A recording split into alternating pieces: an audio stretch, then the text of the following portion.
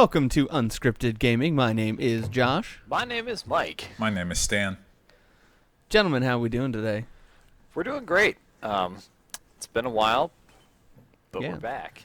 Yeah. We got yeah. lots of games and hot news and the hottest of hot takes to Yeah. dish on you. Some peeps. games to talk about, some that have come out, some that are coming out, some that we've played, some that we've just seen. And all of this is very fresh, and we've definitely not talked about it before on a previous podcast that got lost and we're re-recording. That definitely didn't happen. Stop saying it. Well, they know what happened now. Yeah, there was a podcast. What? It's What? in the podcast No, they don't. graveyard. Shit got wonky. It was a good But one. hey. Unfortunately. I'll Hey. own it. It's my fault. I accidentally deleted the Audacity recording before I saved it. Whoops. Yeah. It's okay. It's okay. Talk about unscripted gaming, am I right? Oh, yeah. There was an audio recording of the script, and then we undid it. It sounded too... Actually, I am going to miss that one because that was a really cool conversation between me and Mike. It was poignant. We were on point. There are some episodes where I admit, where during the editing process, I'm like, all right, we just ramble here for like 10 minutes. That's gone. And then I just axe it out with the recording. Hey. Nice. Vicious. But hey. I know, Hey, trying to I'm think of here where I this can time, so I'm going to really bring the... Bring the heat. I'm just wondering where I might be able to fit in my F-Zero rant. We'll see. Just please. Don't We'll worry, see what that's happens. coming. That's coming. Okay. Okay. We can start... Hold on, I want to start this Please off do. right, if you don't mind me, Josh. I swear to God.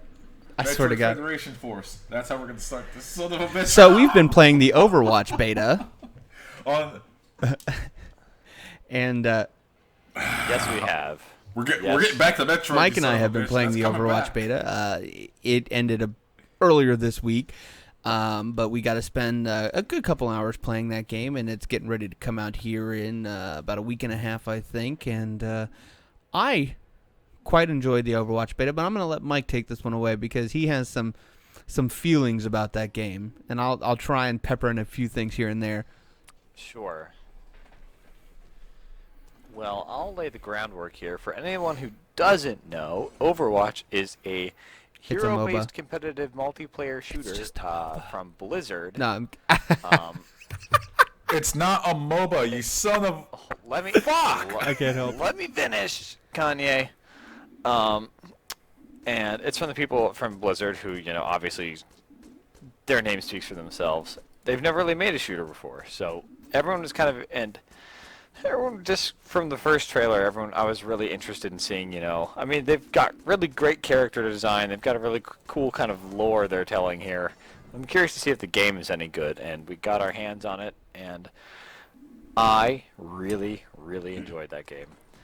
And I think for me, I mean, it's, like I said, it's not exactly doing anything that's, truly reinventing the wheel. I mean, it's just kind of borrows a lot of things from TF2, from things from like a MOBA genre, and really kind of blends it all together. But just it does so many things that just have so much. It just has so much polish. Like all the characters feel really unique.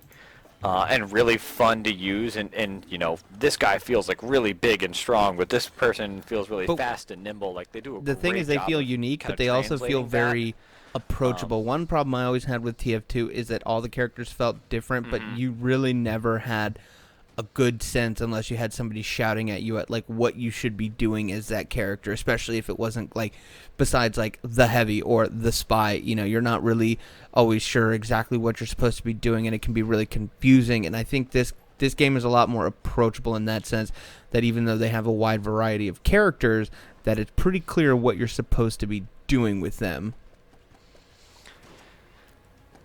Exactly, and I think that was kind of what I was going to bring up here is part of the reason why they do such a good job of kind of breaking down those characters. In addition to you can always just really quickly hit F1 and get a full breakdown of all your characters' abilities. Yes. Just give you a really good sense of how to use them. They're divided into all the characters are divided into 4 categories. So you have offense, defense, tank, and support. and then from there, there are about 5 or 6 characters in each category that kind of fit that role. And just from, just from having that kind of breakdown, because that breakdown isn't TF2, No. but it's And not really. MOBAs as could really learn a thing important from or that, as, like, as rock solid. League, Dota, take note. Mhm. Like, it would help onboard players a lot better. Yeah, and just in terms of, it always gave you a sense of what kind of direction to have as a character. So okay, picking a character from this category means I have a set of abilities that's I need to definitely spend time, being offensive, and even just like it's kind of like the little things that I think I really appreciate about Overwatch, like having all this great diversity of characters. So not just having one sniper, but having 3 or 4 characters who can play that role and do it in really unique and different ways, but still kind of fit that necessity. And just having the things like, as people are starting to pick characters, the game will suggest, hey, you guys don't have any support characters, or hey, you guys don't have any tanks. I feel like I've seen, we were playing in just public servers, which can be a nightmare in a game like this because everyone wants to play snipers. Everybody wants to be Something the like that. spy. It's not exactly. It's like, and it's just not fun. But I felt like people maybe would pick 1 or 2 heroes, but then really most of the time after that, people would really stick to that team build. And after games we won, or like games or like before matches, and everyone had picked their characters, and a lot of times would definitely pay attention to that suggestion. Even just having that there, I felt like I would always look at my team and be like, what, this is a good team. Like, we can do some really good stuff with this team. Like, it's really well balanced. We have a healer, we have a tank, like, and having, doing that little kind of push to get people to kind of get a better sense of understanding that synergy, it just went such a long way, and for me, and it led to so many great moments when this person ults and then everyone else attacks and you're pushing the cart, and just when all that stuff comes together, like, it's so polished. The character design is so much fun. Like, everyone has, like, the sound design is great because you can always Yeah, they do. tell They're really good at exactly what's telegraphing happening. like some of the big attacks, and It's in a mhm. Did Josh's sound cut out, or is that just We might have just lost him a little bit there, but just overall, I really, really enjoyed my time with that, and I would not wait to play more of it, and get to learn, some more of the characters, and especially, knowing down the road that we're going to have more maps, even more characters just built in to that game is just great to see, and I'm super duper excited to get some more of it. That sounds awesome. Yeah, But I think Josh's sound did actually cut out. I'm back. Ah! He's back. He's back. No, you know what? I want to talk a tiny bit about Overwatch. I have not played this game except for a brief little bit at PAX. Just the tiniest little bit, And I gotta say, everything Blizzard's doing for Overwatch is just working out beautifully. Like, they are marketing it right. They are purposely taking the piss out of Battleborn at the key times when Battleborn is, needing it. Like having a full open beta for 3 days on the launch of Battleborn. That's taking the piss. Yeah, that's a pretty baller if move. I've ever seen it. That's what we call in the business epic bans. And I think I read somewhere that the BANTZ. open beta for Overwatch had almost 10 million users That's insane. for a The beta. open beta for Overwatch dropped the player concurrent users for so many different games.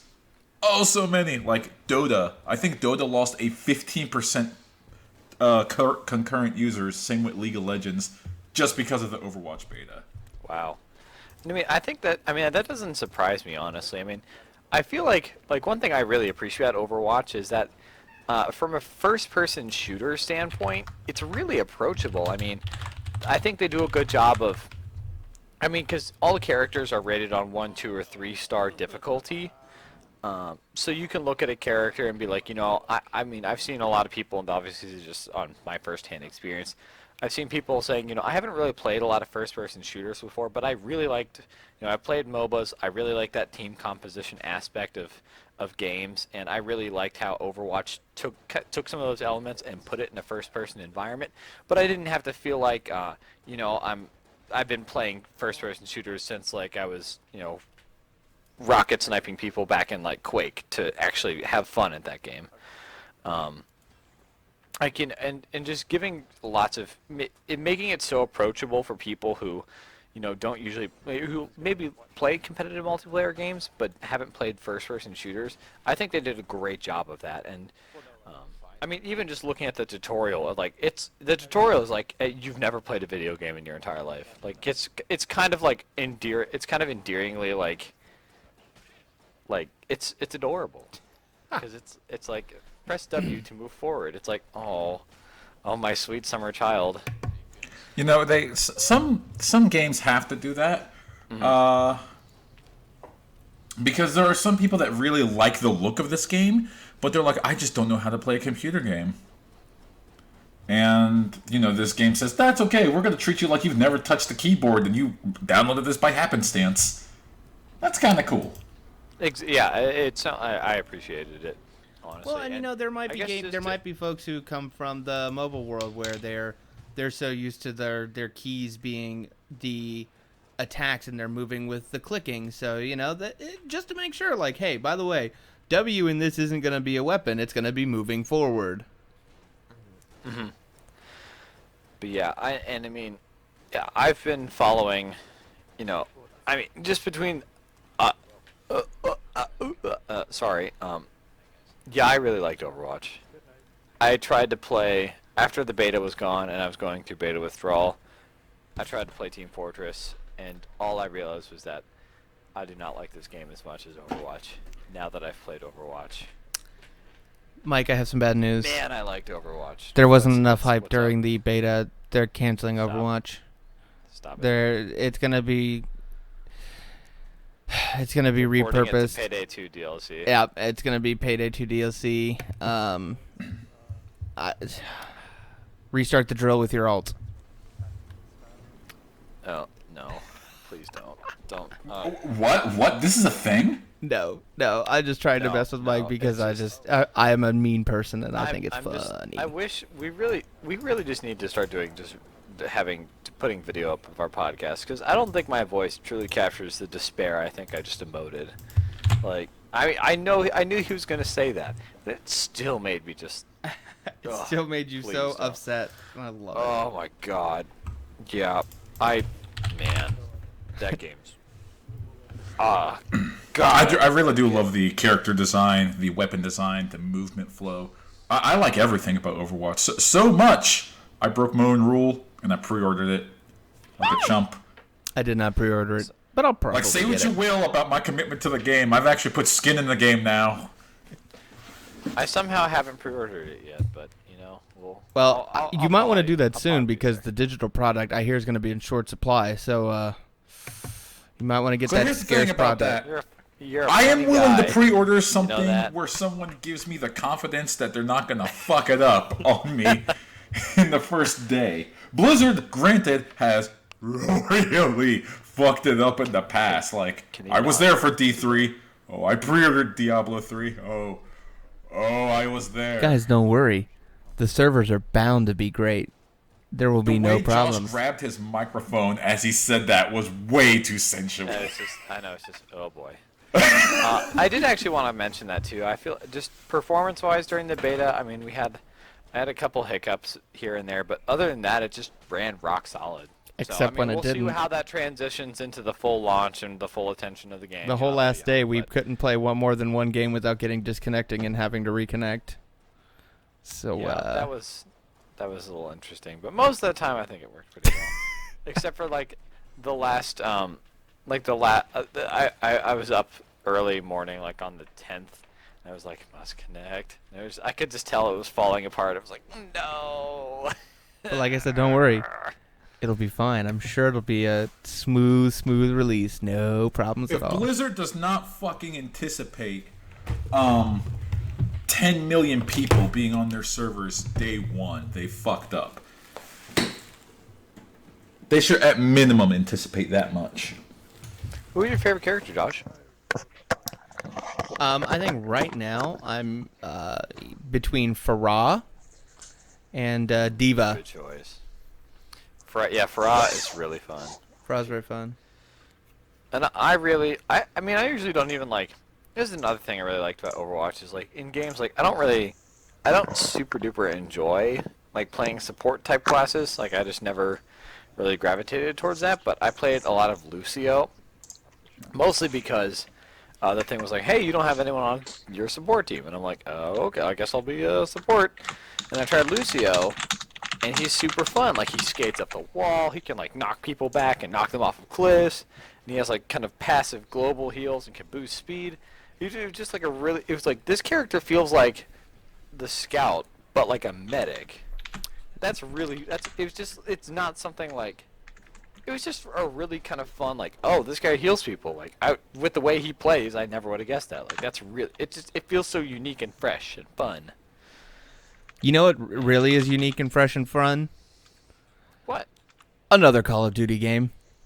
That was a solid segue. Except it was dumb, but it was a solid segue. Hey. Ow. I regret nothing. Can I talk about Uncharted 4, or should I save that for our next podcast? We'll talk about I'll it. save that for our next podcast. Save it. Never Save mind. it. We're moving on. Save it. Saving it. We're Call of unscripted. Duty. We're Play unscripting this more thing. of it. Yeah. So Call of Duty, as is tradition, Infinite Warfare. they have announced the name and released a trailer for their new, poorly named, probably wrongly timed game It's like, called I Infinite don't even think it's Warfare. like a poorly name. It's just kind of like a bummer name. It's like, yeah, we know we're always going to be fighting it. So you don't have to fucking. It's write kind of it in tone deaf. video It's kind of game. tone deaf right It's now. like, it's just like, man, really? Come on, give us a chance. I think we lost Come on. Mike. Did we lose Mike? I think we lost Mike. Unscripted there he gaming, is. technical issues. Unscripted issues. Brought to you by. We should rename this podcast Unscripted Audio Cards. Apparently. Anyway, I'm still recording on my end. Yeah, And I heard no, you're good. everything I was. You're good. Okay. Um, Sorry, everyone. boop, boop, Donate boop. to us, and we'll get better equipment. Yeah. Just kidding. Sign up on our But no, Patreon. actually, Um, if you did wanna, I don't know, whatever you. so, Are you guys telling me to set up a Patreon? hey, I I bet didn't say we'll get anything. 50 cents a month. I promise I won't withdraw everything from the account and spend it on my house. I promise I won't do that. That actually sounds like a reasonable thing to do with a Patreon. I'll be honest. What do you use your Patreon for? You know, bills.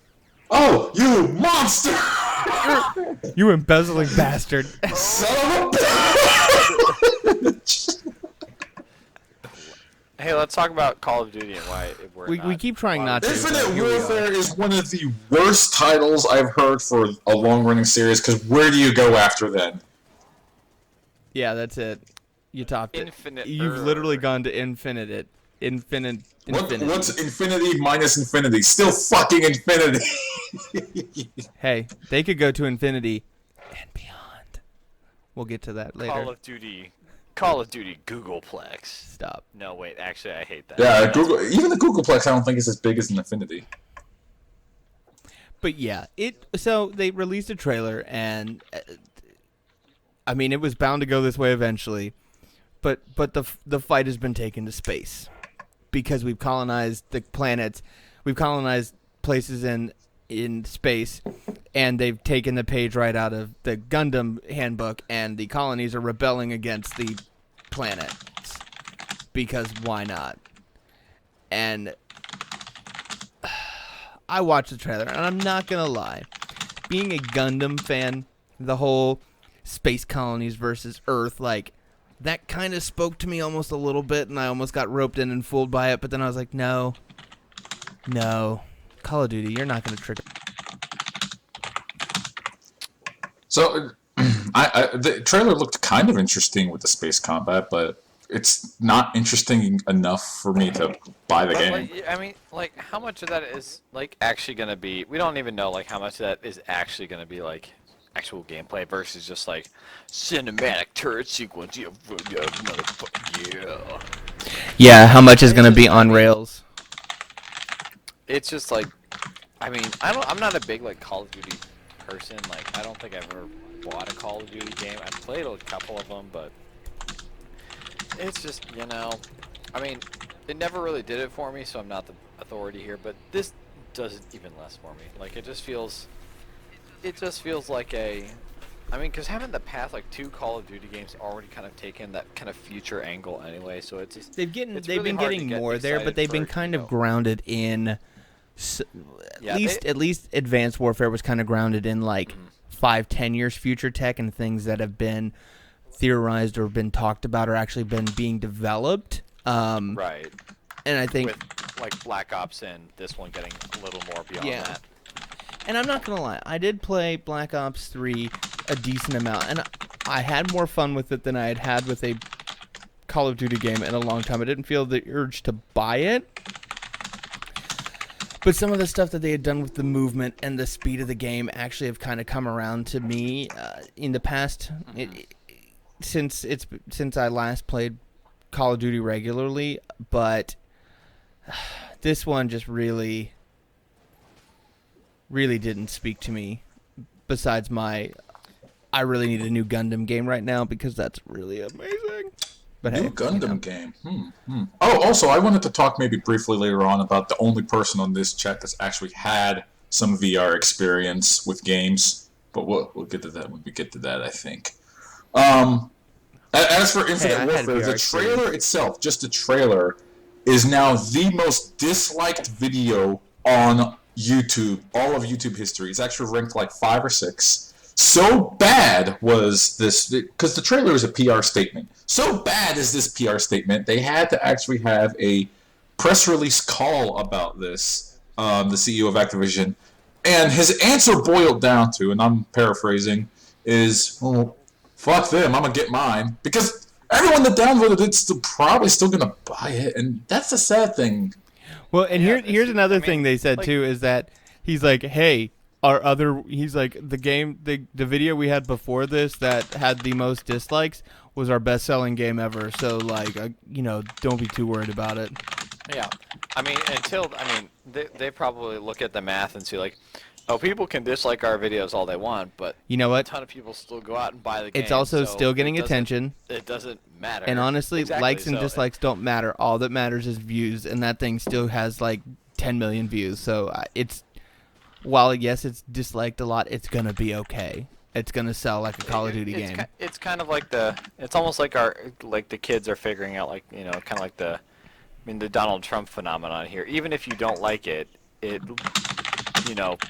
news is still news about you. Yep. So, the Call of Duty name is still floating around out there, and that's the goal. So, you can thumbs down the video, but it doesn't really. Yeah, you have to vote with your dollar, and in the case of Trump, you have to vote at the booth. Exactly. I hate Trump. Don't vote for him. It's that easy. It really is that easy. I will refrain from political discussion. Yeah, you're right. You are free to make up your own mind, and considering. I said if you don't like Trump, I want to be clear. If you like him, by all means, shoot yourself. Okay. I'm kidding. Stop. I'm kidding.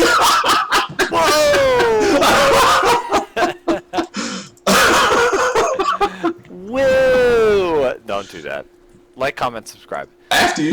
Well, hey, actually, speaking of YouTube videos and war games, we should talk about another game that was recently put out their trailer, and that also has a weird name, in my opinion. Battlefield 1. Coming exclusively to the Xbox One. I want to pre-order that game so bad. Also, fuck you, Josh. I know. Xbox is bringing back the Nintendo 64 naming convention of putting 1 after everything. No, you know what? I hated the Battlefield Dark Souls 1. 3 1. I hated the Battlefield 1 title for the first, No. hour don't do after I that. heard it. Overwatch 1. No. Wait, would you stop, Josh? Stop it. I can't stop, won't stop. See, this is our Stan and I's podcast was so nice, and then you. Josh is a fucker. We finally figured it out. It's Josh who Well- makes the podcast. Oh, it's all me. I'm terrible. He I'm was the like a worst. purposeful cat. No, you're a heel, Josh. You're a wrestling With me heel. all along. Ah, son of a bitch. We thought it was Mike, but it's actually me. That was part of my whole ruse, is making everybody think that it was Mike. People think I'm Reddit incarnate in the troll. It's like, no, it's Josh, motherfucker. He pitted all of you against The sad me. thing is, Can't I'm you really see? excited You're about blind. Battlefield 1, but you know what? I've derailed the conversation. I'm like, okay, just to be clear, Battlefield 1 is going to be a game from the Battlefield people, 1942. Oh, I wouldn't have been mad if they announced a 2143. Would not have been mad at all. But they don't need to right now. Maybe someday, but They with just need to Titanfall coming out announce. from EA, I don't think they need another future game. Yeah, that is a good point. They've got their bases kind of covered there. But this is a game set during World War I, which, in terms of big action, kind of tentpole kind of games, we haven't really seen before. And the trailer was, it looks great. I'm just, I really hope they don't. I guess I'm curious. I know no one cares about single player experiences in games like this. I do. But I'm really okay. Cool. Well, I do too. Well, I'm really curious to see, how they take the story in this, because, at least here in America, we have kind of a different perception. Like, World War I isn't. It's very different to us than it is it- to Europe. Yeah, and I'm really curious to see, are they gonna shy away from, I guess, what kind of spin do they take? Because, To your question, Mike, they would Not to get, have like, to shy away not to from get, too- the horrors of World War One, because the horrors of World War One can't properly be expressed in like a high action first person shooter. Like, so many casualties are Yeah, from. that's- which kind of which kind of cheapens it almost. I It's think like, I think they could 'cause really it's- though. I think in a single player game, I think they might actually be able to kind of touch on it a bit. I don't know about that. You'd bring it into the multiplayer, but you kind of see the brutality with the guy with that big spiked club thing beating some dude in the. It's just, it represented such a turn in terms of history and how people thought about war, and it basically, Europe lost a generation of people, who were involved in this conflict, and and then it had a lot of, rules for engagement permanently set after World War I because how horrific things got. Just dropping mustard gas and things like that. So I'm just How do you accurately convey in an action first person shooter the horrors of the first time Germany used chemical warfare against soldiers that weren't prepared for it, and they're choking to death on their own fluids because they can't breathe? well, I will say Call of Duty did it pretty well in Modern Warfare 4. Spoiler alert: when the player character gets nuked, that was a pretty big moment, and that they did a pretty good job of showing you that that's a pretty shitty situation to be in. It's not that I'm concerned that they, I'm concerned that they just kind of gloss over that. Because I guess that's my concern. Because I understand that the concerns that this is really difficult. We want to this is. It's just. It's. I don't. I wish I could express this better.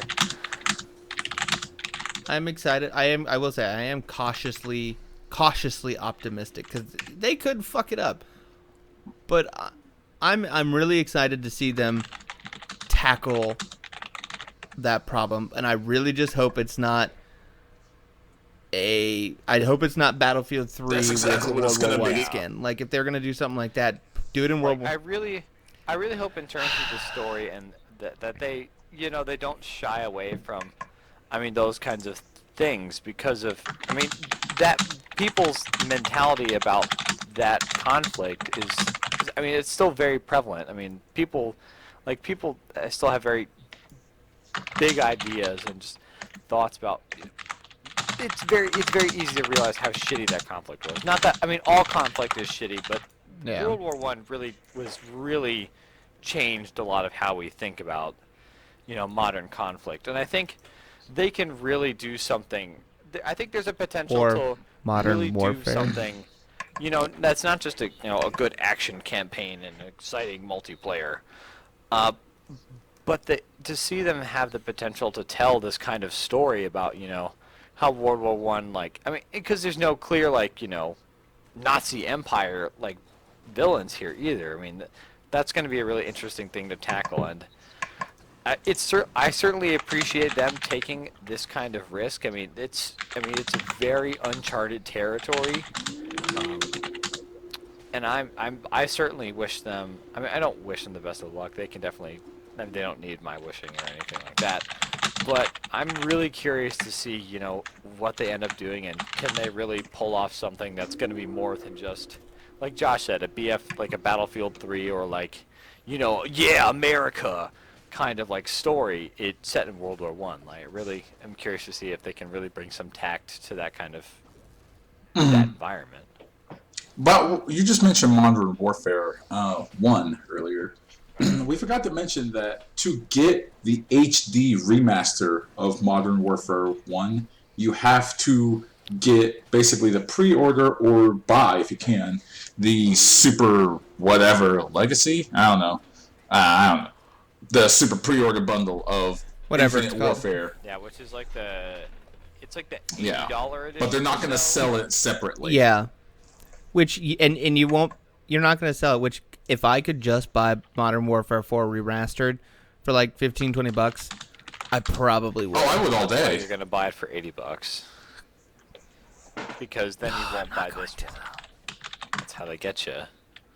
But here's the thing: is I would buy Infinite Warfare and Modern Warfare for $60. No, I ain't gonna buy both for $80. That's just giving Activision more Not money. gonna happen. Well, you can. Well, you know what? You can just buy Overwatch instead, and we'll just play that. There you go. I can dig it. But yeah, it's that time of year. Shooters are coming out. We're gonna get our annualized series, first-person shooters. We've got our choices between Battlefield, Call of Duty. Both of them are doing some slightly different things, but they'll probably be the same thing. But hopefully, really curious. Battlefield to see, handles it with some tact and grace. And Call of Duty is somehow not boring. We're asking a lot of these two games, I think. All right. Well, is it time for news? What kind of news did other? I want to talk about my VR experience. Sure. And you. All right. Well, tell us about your VR. You've been playing on an. Yeah, I've been playing on that thing. I played on it, and I actually, unlike some people, I actually played some games on it. What game? What game? Hey, I played a game. Oh, I played several games. It was impactful. I don't remember what it's called. What did I play, Mike? I played some Keep Hey, Talking. dude. And nobody. I thought I was gonna. All right. I physically thought I was never going to felt that die. in any VR game I have played. I'm just saying, I played Eve Valkyrie, the big marquee launch title, I guess, for Oculus Rift. The game has issues. The game has a lot of issues. Issue number 1, playing it for 5 minutes for your very first VR game, motion sickness. Just automatic motion sickness. Just from what I know about the game, because it's you're in a cockpit, you're fighting other people. That sounds like a pretty intense kind of thing to start with in terms of just not even being used to what it feels like having the VR headset on. I'm making the VR goggles on my face, but no one can see this. Having that whole apparatus. Also, the apparatus was weird. There was never a point where I'm like, I'm not wearing a headset. No, I always felt like I have a headset on my face. I must look silly in the actions I'm taking right now. I watched my wife mess with it for 4 hours, and it it never felt it never looked not silly. Oh, I think that is the true story of VR. It's just I mean, because my wife and I we have a Gear VR and we were messing around with it a little bit, and it's impossible just not to look like kind of in that thing. I tried so hard, but I just cannot do it. Maybe it's just me. I don't know. Something else I wanted to ask you, Stan. So you've been doing an Oculus Rift. I don't know if you've had any experience with the Vive, but how do you feel like just using the Xbox controller instead of like having like a more like the touch controllers with like one for each hand? Do you feel like that impacted any of your games that you played at all? You're talking about I haven't touched the Vive, but you're talking about like using an Xbox controller for the Oculus? Yeah, versus like kind of Wiimote type controllers, which aren't even out for the Oculus. I haven't touched that yet, so I can't give a solid like this was good or this was bad. It would strictly be based on what I've seen, and from what I've seen, I'm not even going to give an opinion there because with VR, it really is something I think you have to try. In my personal opinion, after trying Oculus for 2 hours, it's got a very long way to go before you can ever justify that much money. Yeah, that's kind of where I'm at too. I mean, I've had a pretty limited VR experience. I mean, we just had a Gear VR, but we had a couple like we've played some Keep Talking and Nobody Explodes, which isn't like an exclusively VR game, but that was fun, and a couple other kind of video stuff that I did through it that was pretty neat. And I definitely am. I think just looking at the concept of VR, I'm really interested to see, where it goes from here. But I think it's definitely. At least just some of the stuff I've seen now, I feel like the refinement isn't quite there yet. So I don't think there's any content out there to really justify owning one. Like for the average consumer, I should say. Like the average. I mean, just for me, I mean, I feel like the couple like one of the only titles that's been like, wow, I really wish I could play that, and I'm kind of bummed that I don't have VR and I can't play it, is Job Simulator, and the best part about that game is the writing. It's not even. I was about to say that sounds boring as fuck. No, you should probably look it up. It's pretty hilarious. And it's a great concept that uses VR to really kind of elevate it. So it's going to be really interesting as, this kind of first generation wave of, VR games and stuff kind of gets out and people have more time with this stuff to see, for people to really figure out what works in VR. Maybe fast-paced multiplayer dogfighting doesn't work in VR, but maybe things, maybe more not. I guess it's going to be it'll be really interesting to see, like, when people stop trying to make, like, for just hypothetically here, try and put Call of Duty VR, like try to make that a thing. Again, hypothetically, but when they stop trying to do that and start trying to think, okay, well, what really, based on what we know after year one of VR, what works and where do we go from here? So that'll be, I mean, I'm definitely sold on the concept. I just am just curious to see, where it goes from. I mean, we're still in the very infancy of VR, so again, really looking forward to see what's next. So let's pretend I had a computer capable of running an Oculus, which I don't. Well, that might. What? Wait. What? How many people have? I disagree. You guys didn't see it, but this guy. For those other effort.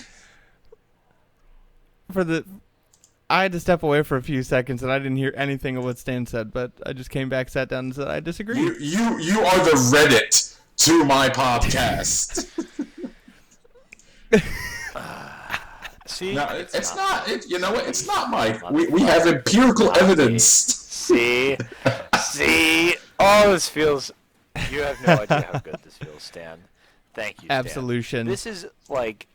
This makes all the salt go away from hearing that Jacob got into the closed. Oh yeah, he's been in it for like over 2 months. He's still in it right now. He's playing it probably right now. He's probably playing it right now. Overwatch. Oh my god. All that salt that I had from that has been wiped away. Are you cleansed I now? was blind by salt, but now I see with not salt. It feels great. I'm alive again. So what I was saying was, let's All right. pretend I had a computer capable of running a Oculus Rift or HTC Vive. What game would I play to justify? We'll pretend I already have the computer to justify the $600 to $800 of just peripheral hardware I'm going to put on my face. What is your people's problem? Oh man, I'd play Job Simulator all day, every day. Just the title The game alone looks does not fucking sell me on this game. amazing. Oh man, but you gotta watch it getting played. Like, oh man, it's so good. It's so good. What is it about? Just having a job? Yeah, but it's different because it's like robots 1,000 years in the future have like preserved aspects of jobs during like when humanity was around and how they would view it through their like robotic. I don't know. It's pretty cheeky. Okay, it's that pretty sounds good. I weird. like it a lot. I don't know if that justifies like $800 to $600 of equipment. No, and you know what? For an average consumer like myself, it wouldn't. But it's not going to be $600 to $800 It forever. might if it doesn't take off. Like, even some of the people I know that have VR headsets, they've moved on. They're like, this is cool, but I need a good game to play on it, and that's just not there yet. But Well, and those games will come. I mean, not every first iteration of hardware the NES, is amazing right out the gate. It Super takes time for them to NES. learn how to use it. Super Mario, They weren't amazing right out the gate. Super Mario World. Oh god, just million copy sellers that have stood the test of time. Yes, hardware can. How dare you? Those are the There could exception, be- not the There rule. could definitely be hardware that. There are 2 consoles out of all the consoles that have really gotten off the ground right away in such a phenomenal way with a ton of really good games I'm and a ton asking of for really good one experiences really that good game, and the justify next the one I was going to say hardware was purchase. Xbox and Halo. But I'm asking for one. Oh, Super Mario, the N64 and Super Mario 64. Again, genre-defining games that have stood the test of time. But that hardware, I hate to say No, it, but that it set- hardware was it not set a very benchmark. good. Which is fine. It didn't sell But very well. It's a chicken and egg scenario. This experience is interesting. What can I get out of this experience? Well, that requires developers to create that experience to justify the hardware. Plus, the asking price is, even in this day and age, that asking price is huge. For the cost of one Oculus Rift headset, you could get a PS4 plus 8 games. And I'm not talking bargain basement games. I'm talking full-on releases like that just came out. And to tell that to an average person, that's a lot. That is a huge lot. This isn't for the how many times do I Who's it have to for? tell you this is? Josh is popping off right now, but his sound cut out. We're gonna get this in post, I hope. I think we can hear you now, Josh. It's not for the average consumer. This is for a person who is capable and has that kind of money to spend to start testing out this hardware, to get it out to more people, to enjoy it as the technology advances and gets smaller and gets cheaper and gets faster and gets quicker. It's not for the average consumer right now, but it's definitely going to be a big part of the future of gaming. I really do believe that. You gotta be careful when you make hardware that's not for like the average consumer, because if you force a niche market, the niche markets tend to die. Like, they don't live on very long. Especially when you force a niche market full of very expensive hardware. But this is the thing with these headsets is they're going to iterate fast. things are going to get a lot cheaper. It's going to be a lot easier for them to make it at scale. They're going to understand ways that they can make it better. The technology is going to improve. The cost is going to come down. It's not like a steering wheel where you're going to have one steering wheel and it's going to cost $400 and it's going to cost that way forever because that's just the way they make it. They're going to work on it and make it better and make it more appealing to a mass market. This will grow. This market will grow, and they will bring more people into that market. Eventually, they're gonna have to bring the price down. They know that. But right now, when they're kind of in this extended R&D phase with this like really, really broad public beta, really, they're gonna have that price up. I don't know. You think this is actually a public beta for it? I figured the beta for Oculus... I don't know if this is the beta for Oculus Rift. I figured the beta for Oculus Rift was when they were charging $300 for the developer kit. I figured, well, there's the beta. Beta Gen 1, Generation 1 hardware can often be looked at as a beta. I mean, really, the Xbox, even though it was a full production Generation 1 hardware, it was really a beta for the Xbox 360. Like... It's not a beta, but it is, and I think it's going to get to a place at some point where it's cheaper, it's easier for a mass market. It's gonna, they're gonna figure out what they're doing with it, what kinds of experiences you're gonna have, how to make the screens better, how to make it smaller, how to make it faster and easier to wear. I think all those problems are going to get sorted out in the next, in years going by as we figure out how it works. Will it, or will it go the way of Google Glass, where it's a great idea, it has a lot of support behind it. Hell, it has the support of Google behind it. But after like a year and a half, 2 years, it just fades into the background and we just stop talking about it. Here's the big difference with Google Glass. Google has a big problem with cutting and running on projects too early. And this is something that multiple companies and multiple groups have a lot of stake in, not just one company. So there's a lot more buy-in and investment in this product by a lot more people than just Google Glass and Google. So while Google Glass is a good example, it's not necessarily comparable because of the culture of Google. But we won't know for a few years. Let's move forward. But I think some of the technical difficulties we're having right now, I think, we lost Mike. We've talked about all the big stuff, and we'll wait to talk about Uncharted until Mike's here. So I think for those who love our technical difficulties and me being the lovely human being that I am, while Mike and Stan try to have civilized discussions, if you want to see that on a regular basis.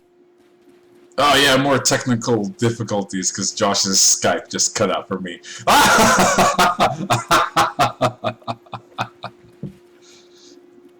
What is it you're doing to fix that, by the way? All I do is I unplug my microphone, plug it back in. I also have to put a new audio. I also have to do a new Audacity folder because the Audacity stops when I unplug my selected audio device. So you're going to get like 6 Audacity files from me, so that'll be fun. Wait, what? Are you serious? Yeah. Oh my god. 2 was hard enough. 6 is going to be obscene. Alright. So anyways. it might be 7. If my numbering's right. Goodness. Anyway, as I was saying, check out our Facebook, look up Unscripted Gaming, follow us there. You'll get updates not only on podcasts, but when we get together to stream and play unscripted plays together. We also have Twitter at unscript_gaming. But thank you for listening and hearing us out. This has been Unscripted Gaming. My name is Josh. My name is Stan, and Mike is in the ether. Mike is in the ether somewhere. He may or may not return. Who knows?